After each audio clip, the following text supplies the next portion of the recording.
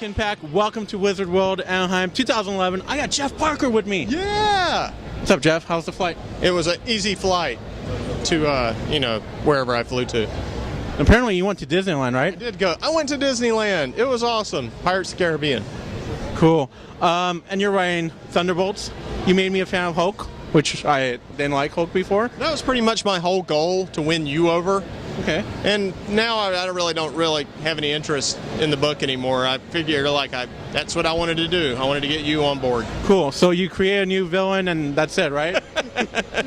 Yeah, no, we've got some really exciting stuff going on. I wish Gabe Hardman were here. He'll be here tomorrow. And yeah, you got to see some of these designs he's come up with. It's really cool. Cool. I heard you on Word Balloon say that you wanted to see the origin of a villain being created. Yeah. And that's pretty much what you're doing, right? You tend to, whenever new bad guys show up, it's like, blah, they kind of pop up full blown, and then they say, here, you stay in energy constraints while I tell you my sweet origin story. And I wanted to, for once, it's like, I want to examine how somebody gets to this point and show somebody from scratch. And you actually met the character 01 back in our first Hulk. She turns up in that as a scientist. And you see that the Hulk actually trying to save her actually causes why she becomes the way she is, and then she shows up like several issues down the line as this kind of robotic naked woman. Nice. That's my take on it. Anyway. Cool. Thunderbolts, amazing. I love that you put Luke Cage in charge, and you're just working with the best artists around. Everyone from Hardman, I really hate working with bums. So I like to work with Gabe and Kev Walker and Declan Shalvey and Frank Martin on colors, and Betty Breitweiser is here too as our colorist on the Hulk. I got this. It's this murderer's row of talent I get to work with, and I really appreciate it. I know every time I see any of your books, the writing first of all, and then the art, I'm like, that would be an original page that I would want to own or something. Yeah, I try to uphold my end of the bargain by giving them cool stuff to draw. I do not want a bunch of talking heads. There's something they're going to go to sleep on the page. It's like they want to draw big robots and monsters and all kinds of stuff. So who's your favorite character in the Thunderbolts? You made Man-Thing and Juggernaut are those two. Well, the thing I love about Juggernaut is I love the way Kev Walker draws him. He just made him like this Mount Rushmore, big craggy face with all these scratches and chunks out of his head. And it's like, so now we contrive to get his helmet ripped off every chance we get, because I just want to see his face. I don't want to see this dome thing. I just want to see this awesome face that could cut into something.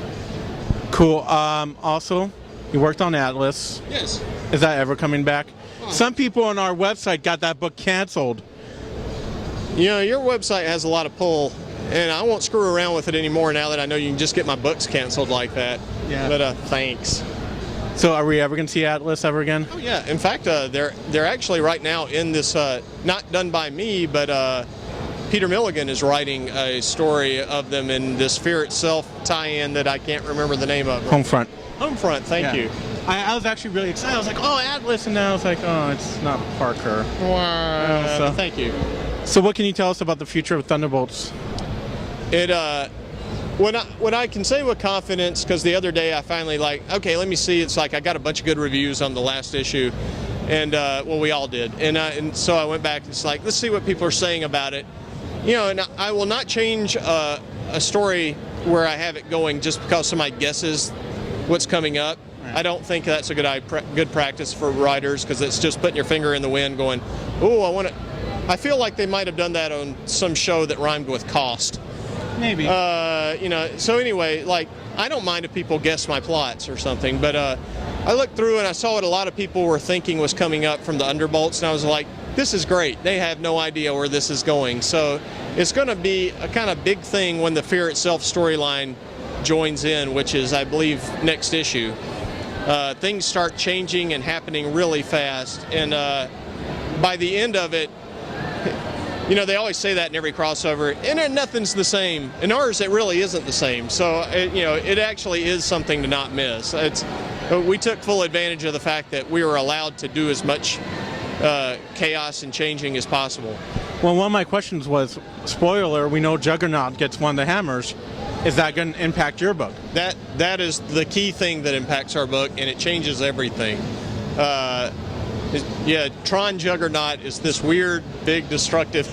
He was already destructive. He could already do a lot of damage, but now he's just this Tron thing.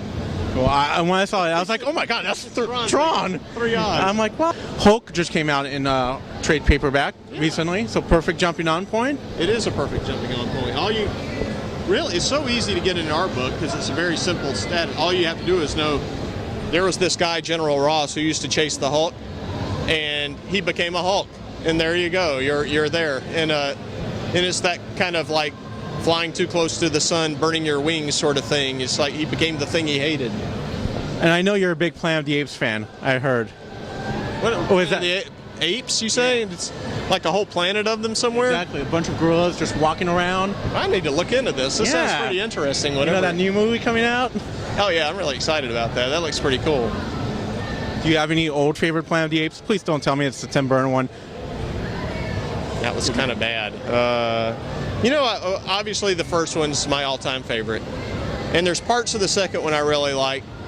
But it's Escape from Planet of the Apes. It has my favorite intro of any movie where they come out as astronauts and then take their helmets off and and then the rest of the movie's not really worth watching, but that is the best intro I've ever seen of a movie. And they leave enough space on the side so the title pops up next to them. I love that. Cool. Well, thank you for your time. Hey, thanks. Good seeing you. Keep up the great work. Don't get my books canceled. Yeah. Ask for Atlas again. People want Atlas.